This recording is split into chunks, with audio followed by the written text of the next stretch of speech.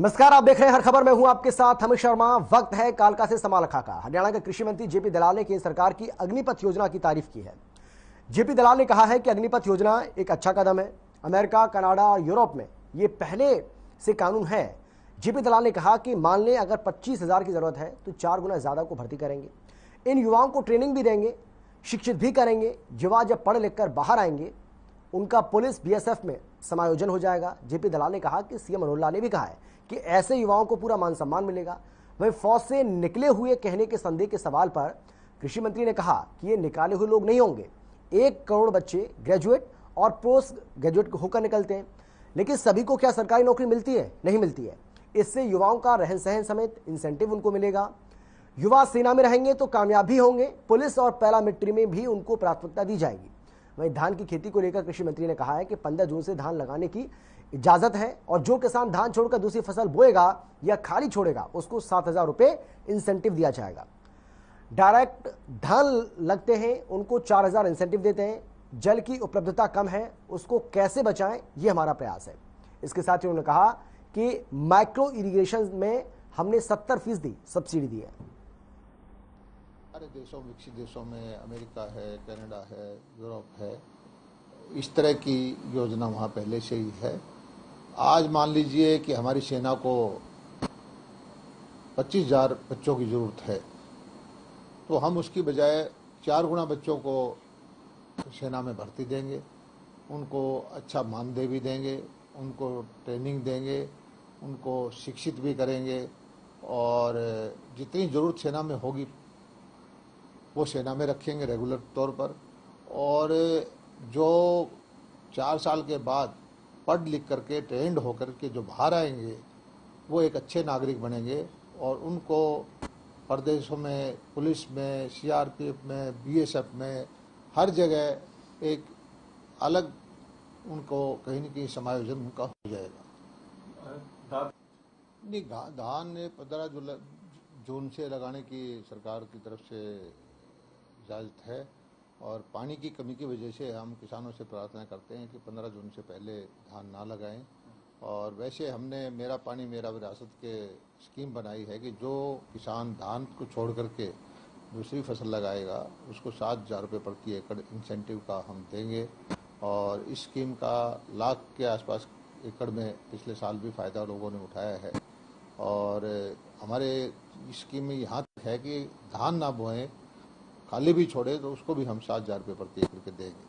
और जो लोग दूसरी विधि से धान लगाते हैं, डीएसआर विधि से, डायरेक्ट सीडिंग बीज से धान लगाते हैं, उनको भी हम 4,000 रुपये प्रति एकड़ का इंसेंटिव देते हैं। और दक्षिण हरियाणा के जो किसान हैं जो दालों की खेती करें, मूंगफली की खेती करें, उनको भी हम 4,000 रुपये प्रति एकड़ का इंसेंटिव देने की हमारी सरकार बाकी। कुरुक्षेत्र की थानेसर नगर परिषद में हो रहे भ्रष्टाचार को लेकर कांग्रेस के पूर्व मंत्री अशोक अरोड़ा ने कुरुक्षेत्र उपायुक्त को ज्ञापन सौंपा। उन्होंने कहा कि शहर के अंदर जितने भी पोल लगे हुए हैं उनके ऊपर जो विज्ञापन बोर्ड लगाए गए हैं जिनका 3 साल से कोई टेंडर नहीं हुआ, उन पर विज्ञापन के फ्लैक्स लगवाकर करोड़ों रुपए की अवैध वसूली की जा रही है। और ये अवैध वसूली किसकी जेब में जा रही है, इस पूरे मामले की जांच होनी चाहिए।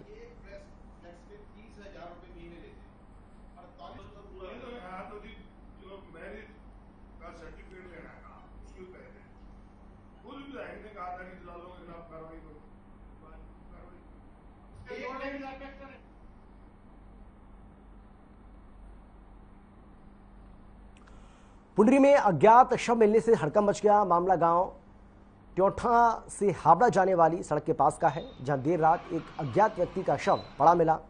सूचना पर पहुंची पुलिस ने घटनास्थल का जायजा भी लिया, साथ ही शव बरामद कर पोस्टमार्टम के लिए कैथल भेज दिया है। पुलिस की माने तो मृतक बिहार से आए मजदूरों में से एक है जो यहां आकर धान की रोपाई करते हैं, जिसे लेकर पुलिस बिहारी मजदूरों से पूछताछ कर रही है। वहीं मामले में थाना प्रभारी कुलबीर कौर ने बताया है कि शव को शिनाख्त के लिए 72 घंटे कैथल में रखा जाएगा। फिलहाल मामले की जांच कर आगे की कार्रवाई की जाएगी।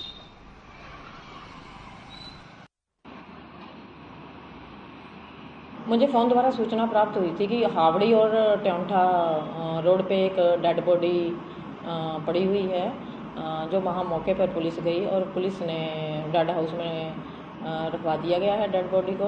और जैसे भी शिनाख्त होने के बाद पोस्टमार्टम में जो भी होगा वैसी कार्रवाई हम। सोनीपत में गौ माता की रक्षा को लेकर बीते 41 दिनों से गांव वाजिदपुर सबोली में 5 अग्नि के धुनों की धधकती आग के बीच बैठकर तपस्या का समापन हुआ। इस दौरान देश भर से पहुंचे नाथ साधुओं ने योगी बाबा सतपाल नाथ को अग्नि के बीच से उठाकर गुरु गोरक्षनाथ को याद कर उनकी आराधना की। वहीं आसपास के दर्जनों गांवों से हजारों श्रद्धालुओं ने आकर नाथ साधुओं के दर्शन करने के बाद भंडारा ग्रहण किया। बाबा शिवाई नाथ ने बताया है कि तपस्या का मुख्य मकसद गौ रक्षा और जन कल्याण करना है। अच्छा, आज इस तरह से 41 दिनों की तपस्या समापन हुआ, क्या कहना चाहते हो बाबा? शांति के लिए तब किया जाता है,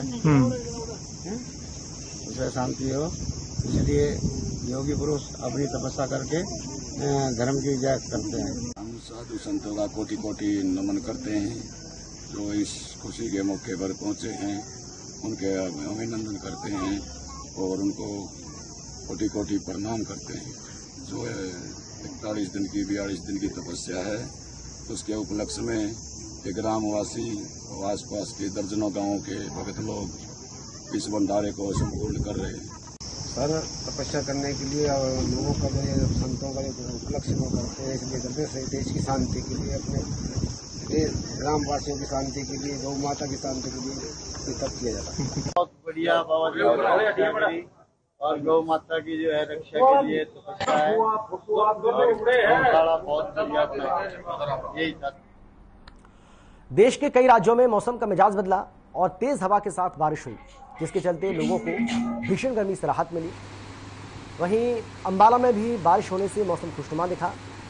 बारिश के चलते जहां लोगों को गर्मी से राहत मिली, तो वहीं बारिश होने से किसानों के चेहरे भी खिले थे, क्योंकि 15 जून से धान की रोपाई शुरू हो रही है और धान की फसल के लिए ये बारिश काफी फायदेमंद साबित होगी।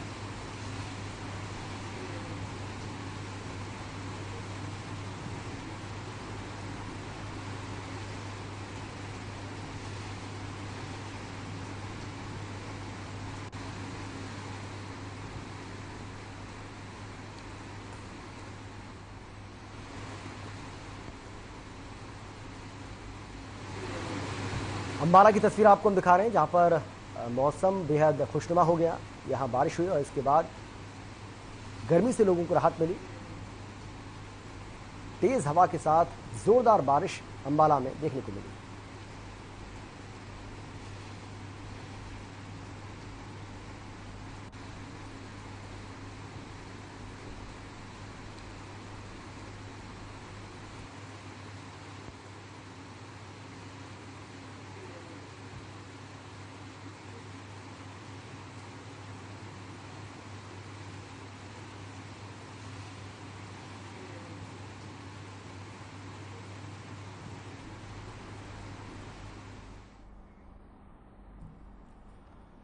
और अब खबर है विधानसभा कोसली के गांव भंडांगी स्थित वाटर पंप की, जहां ग्रामीणों ने पंप ऑपरेटर के खिलाफ अपना विरोध व्यक्त किया है और आरोप लगाया है कि इस ऑपरेटर की लापरवाही के चलते ग्रामवासियों को पिछले 2 महीने से पेयजल नहीं मिल रहा है, क्योंकि घरों तक पानी पहुंचे उससे पहले ही उसे बंद कर दिया जाता है, जिसकी शिकायत वो आला अधिकारियों से भी कर चुके हैं।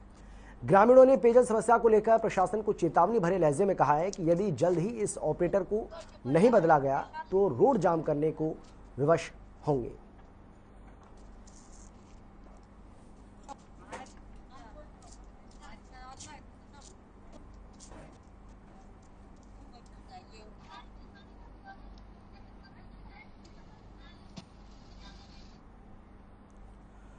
फतेहाबाद में नगर परिषद के चुनाव को लेकर पुलिस अलर्ट मोड में है। इस दौरान पुलिस ने फ्लैग मार्च भी निकाला और शहर की सुरक्षा व्यवस्था का जायजा भी लिया। इस मौके पर डीएसपी सुभाष चंद्र और एसएचओ ने कहा है कि पूरे सिटी के अंदर फ्लैग मार्च निकाला जाएगा। पोलिंग के समय पुलिस चप्पे चप्पे पर तैनात रहेगी। साथ ही कहा कि लोगों को जल्द ही हथियार जमा करवाने के लिए भी आदेश दे दिए गए। फ्लैग मार्च से जनता समझ ले कि चुनाव में कोई भी दिक्कत उनको नहीं आएगी। जनता निडर होकर वोटिंग करे।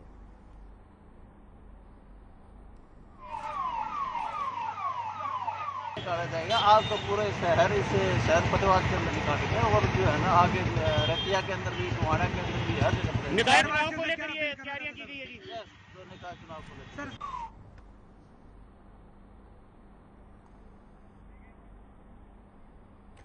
रतिया के मॉडल टाउन इलाके में सीवरेज समस्या को लेकर लोग काफी ज्यादा परेशान हैं। पिछले काफी समय से सीवरेज ओवरफ्लो हो जाता है, जिसके कारण सीवरेज का गंदा पानी लोगों के घरों तक पहुंच जाता है और इससे बीमारियां फैलने का डर भी बना हुआ है। वार्ड वासियों का कहना है कि अगर 2 दिन के अंदर उनकी सीवरेज की समस्या का समाधान नहीं हुआ तो वो चुनावों का बहिष्कार करेंगे। वहीं सूचना मिलते ही एसडीएम डॉक्टर वीरेंद्र सिंह नगर पालिका और जन स्वास्थ्य विभाग के अधिकारियों के साथ मौके पर पहुंचे, तुरंत समाधान करने के आदेश भी जारी किए।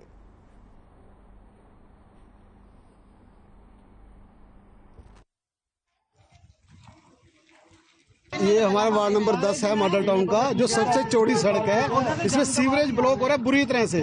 2 साल से ये समस्या है। सभी ऑफिसर्स को हमने इतला कर दी है, फोटो तक दिखा दिए हैं, एप्लीकेशन दे दी है। सभी जो यहाँ रह रहे हैं उन वासियों के साइन करा के, कोठी नंबर लिखवा के तब सब एप्लीकेशन दे दिए हैं। कोई कार्रवाई कोई नहीं हो रही है। फैसला यही है कि ये अगर गवर्नमेंट ये 2 दिन के अंदर हमारा सीवरेज खुलवाती है तो हम इनको वोट डालने के बारे में सोचेंगे, तो नहीं बिल्कुल नहीं डालेंगे। 2 साल से चल रही है। जब बारिश होती है तो जहाँ पर 2-2 फुट पानी खड़ा हो जाता है, बिना बारिश के जहाँ दिन पर दिन डेली रोज की तरह यहाँ सीवरेज ओवरफ्लो होता है। अब फैसला क्या लिया हमने यही फैसला लिया है कि जो 19 तारीख को इलेक्शन हो रहे हैं चेयरमैन के, यदि हमारा 1-2 दिन में ये समाधान नहीं हुआ तो हम एंटी गवर्नमेंट जाएंगे और सरकार के विरुद्ध वोट डालेंगे।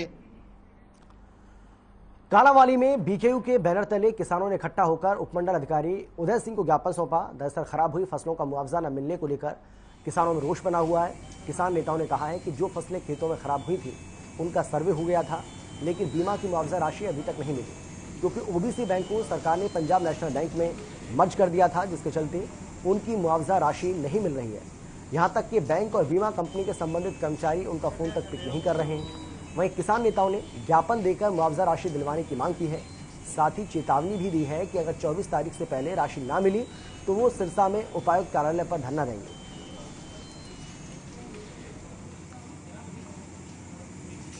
पैसा आया था हमारा, जो पैसा आया था वो पैसा हमारे को मिला नहीं, वापस बैंक बीमा कंपनी को वापस चला गया। उसी लिए हम आए थे।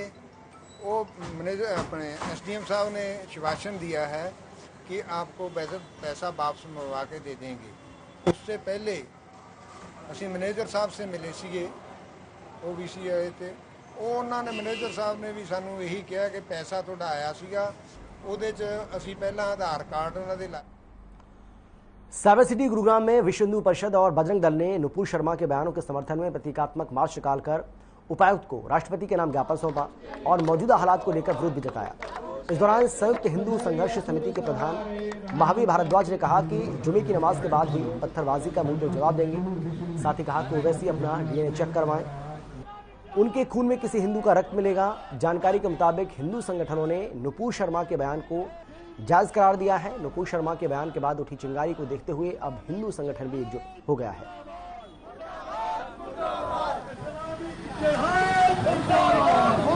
कुछ जिहादी जो हिंदुस्तान में अराजकता फैलाना चाहते हैं और उनकी मानसिकता शायद उसका जवाब दे दी गई हो।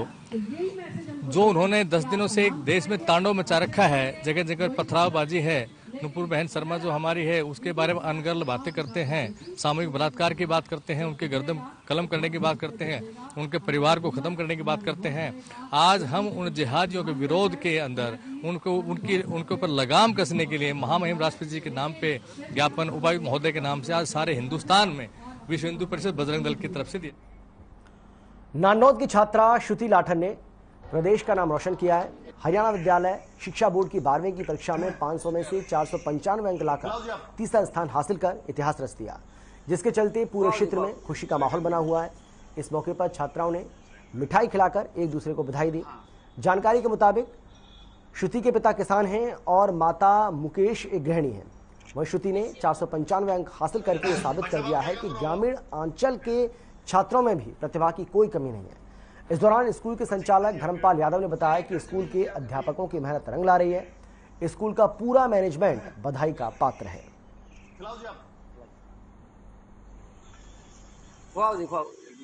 पढ़ाई में लगातार और रोज जैसे जो टीचर काम देते थे वो डेली करना और फैमिली का भी पूरा सपोर्ट रहा, टीचर्स का भी पूरा रहा।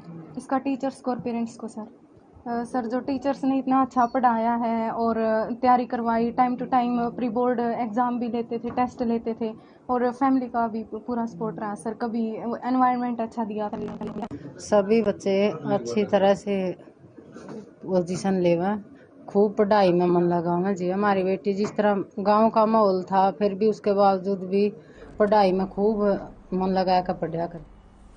और अब खबर है पलवल से, जहां जिले की बेटी पूनम ने प्रदेश में 12वीं की परीक्षा में परिणाम में तीसरा स्थान पाकर नाम रोशन किया है। पूनम 500 में से 495 अंक लेकर पूरे राज्य में तीसरे स्थान पर रही। कॉमर्स संकाय की इस छात्रा ने इंग्लिश और अकाउंट दोनों विषयों में 100 में से 100 अंक हासिल किए। जानकारी के मुताबिक पूनम बहुत ही साधारण परिवार से आती हैं। उनके पिता एक किसान हैं, मां गृहिणी हैं। पूनम ने अपनी सफलता का सारा श्रेय अध्यापकों और अपने माता पिता को दिया है। वहीं बातचीत के दौरान पूनम ने भविष्य में सीए बनने का अपना लक्ष्य बताया। इस दौरान स्कूल के प्रिंसिपल और चेयरमैन ने भी पूनम की तारीफ की और विद्यालय की तरफ से पूनम को 11,000 का पुरस्कार भी दिया गया। साथ ही पूनम के उज्जवल भविष्य की कामना भी की गई।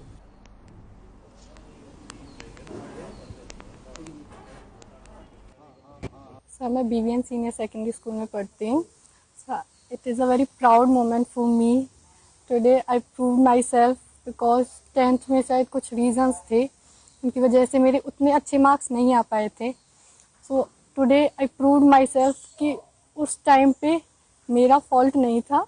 It's all about luck, that's it sir. उसकी बड़ी बहन कहती थी, वो पढ़ाती थी उसे। बड़ी बहन ने हमेशा उसको कहा कि पढ़ाई में आगे करती रहे। तो अब आपकी बेटी तीसरे नंबर पर आई है, हरियाणा में काफ़ी अच्छे नंबर प्राप्त किए। तो क्या आप उम्मीद करते हैं कि बेटी आगे बढ़कर क्या करेगी? अच्छी पढ़ाई करे और भी ज़्यादा। कोई आपने सपना सोचा हो बेटिया के लिए? बच्चे ही करेंगे जो भी कुछ करेंगे, हम तो नॉलेज ना है। बहुत ज़्यादा खुशी है जी, बिटिया ने नाम रोशन किया। मेरा बहुत मेहनत करती थी, रात दिन पढ़ती थी। मेरे पे कोई वैसा साधन नहीं है ड्यूटी का, जिम्मेदारी करता हूँ। छोटी खेती करता हूँ, थोड़ा सा खेत है। आपको उम्मीद थी कि आपकी बिटिया इस तरह से? हाँ, उम्मीद थी जी। 11 12 बजे तक पढ़ती थी रात को। हरियाणा विद्यालय शिक्षा बोर्ड की 12वीं कक्षा के परिणाम में फरीदाबाद जिला इस बार कोई बड़ी उपलब्धि लेकर नहीं आया, जिसे लेकर जिला शिक्षा अधिकारी मुनेश चौधरी नाखुश दिखी। उन्होंने कहा कि पहले से परिणाम बेहतर आए, लेकिन इतने अच्छे परिणाम भी नहीं है कि हम टॉप 3 में आए हों। अच्छे परिणाम के लिए मेहनत करेंगे और जो कमियां रह गई हैं उनको दूर करने की कोशिश करेंगे। आगे उन्होंने जिले के ओवरऑल रिजल्ट को लेकर कहा है कि हर बार की तरह इस बार भी लड़कियों ने लड़कों से बेहतर परिणाम दिए, जिसके चलते 87% लड़कियां पास आउट हुई, वहीं 80% लड़के पास आउट हुए। जिले में कुल 11,730 छात्र छात्राएं पास आउट हुए हैं, जबकि 1,397 कंपार्टमेंट आई हैं और 740 छात्र छात्राएं फेल भी हुए हैं।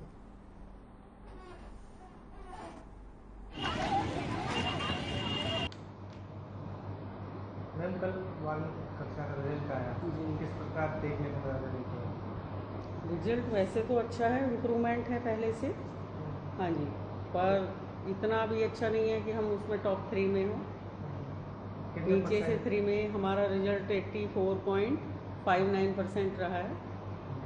बात करें तो कंपार्टमेंट के कितने बच्चे? कंपार्टमेंट के हमारे 1397 बच्चे हैं और जो पास हैं क्लियर वो 11,730।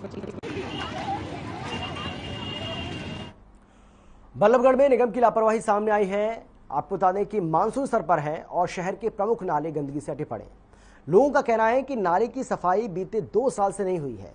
ऐसे में बारिश के समय नालों का पानी ओवरफ्लो होकर सड़कों पर आ जाएगा और जल भराव के हालात बन जाएंगे। कैबिनेट मंत्री मूलचंद शर्मा के आदेश के मुताबिक नालों की साफ सफाई के लिए निगम की टीम लगाई गई है, जिससे मानसून के मौसम में और मानसून का जो मौसम आएगा उससे पहले नालों की सफाई होनी चाहिए। लेकिन निगम के जेसीबी ड्राइवर का कहना है कि 2 दिन से नाले की सफाई की जा रही है, लेकिन निगम नालों की सफाई की जगह तोड़फोड़ पर जेसीबी को ले जाने के लिए आमदा है। इससे साफ अंदाजा लगाया जा सकता है कि निगम नाले की साफ सफाई को लेकर कितना गंभीर है।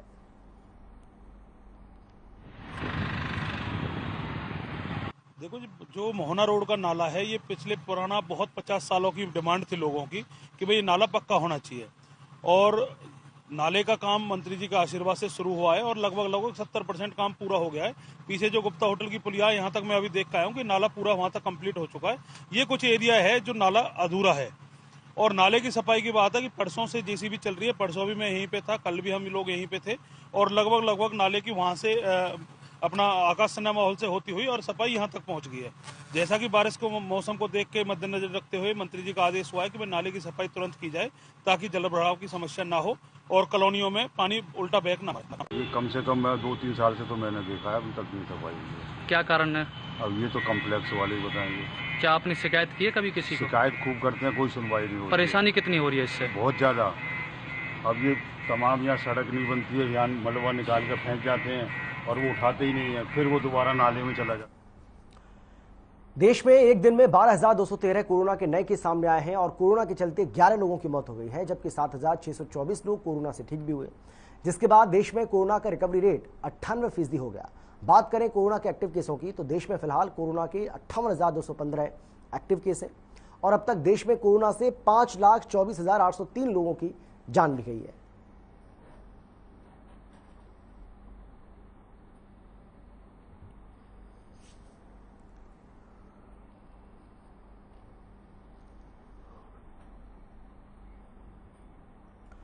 हरियाणा में एक दिन में कोरोना के 596 नए मामले सामने आए। वहीं प्रदेश में कोरोना के चलते कोई मौत नहीं हुई है और 326 लोगों ने कोरोना को मात भी दी, जिसके चलते कोरोना का रिकवरी रेट 98% से ज्यादा जा पहुंचा।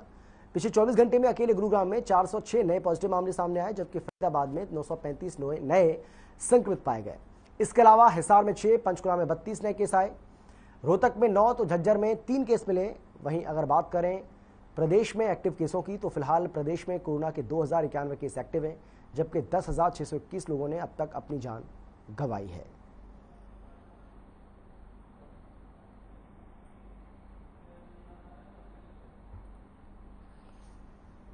तो प्रदेश में 596 नए कोरोना के मामले सामने आए, जो कि एक बड़ी चिंता का विषय हो सकता है, क्योंकि पिछले काफी समय से कोरोना के मामलों में कमी देखने को मिल रही थी, लेकिन अब अचानक से उछाल देखने को मिल रहा है और एक दिन में 596 नए मामलों का सामने आना इस बात का सबूत भी है, इस बात की तस्दीक करता है कि कोरोना के मामलों में इजाफा हो रहा है। ऐसे में लोगों को अब और ज्यादा सावधानी बरतने की जरूरत है।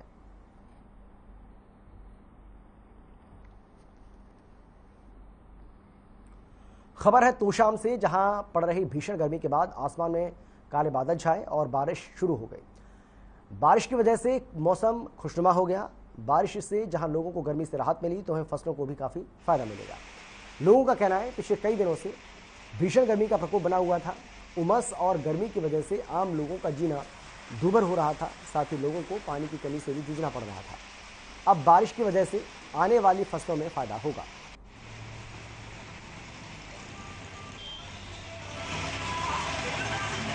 बारिश से गर्मी में बहुत फायदा मिलेगा। गर्मी इतनी ज़बरदस्त हो रही थी जिसके कारण लोग परेशान थे। अब ठंडा मौसम होगा कुछ और फसल भी अब बाजरा गुआर लोग बो देंगे, इसमें भी फायदा हो जाएगा। बाकी अभी बारिश चल रही है, इससे बिजाई शुरू भी हो जाएगी। अभी तो बिजाई नहीं हुई है, बाकी काम और कर देगा, इससे अच्छा फायदा होगा लोगों को और गर्मी से भी बहुत। और फिलहाल इतना ही, छोटे से ब्रेक के बाद फौरन लौट रहे हैं। आप देखते रहिए हर खबर।